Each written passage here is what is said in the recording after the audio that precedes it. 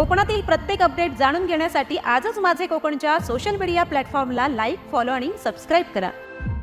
खेड तालुक्याचे सुपुत्र तथा दापोली विधानसभा संपर्क प्रमुख सचिनजी पाटील आणि दापोली विधानसभा क्षेत्र प्रमुख मुजीब रुमाने यांच्या पुढाकाराने मुंबई सेना भवन येथे खेड दापोली मंडणगड तालुक्यातील मुंबई स्थित निष्ठावंत शिवसैनिकांचा निर्धार मेळावा आयोजित केला होता। शिवसेना सचिव सूरज चव्हाण आणि शिवसेना उपनेते तथा युवासेना सरचिटणीस अमोल कीर्तिकर यांची प्रमुख उपस्थिती लाभलेल्या या मेळाव्यात नवनिर्वाचित जिल्हा प्रमुख बाळा खेडेकर यांनी उपस्थित शिवसैनिकांना नतमस्तक होऊन मार्गदर्शन केले।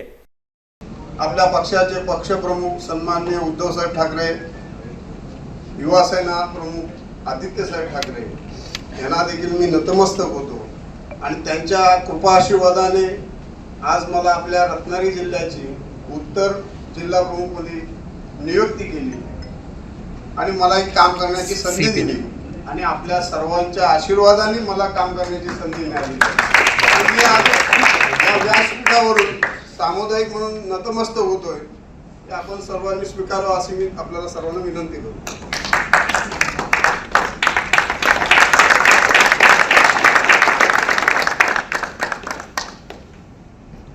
नक्की काय करायला पाहिजे,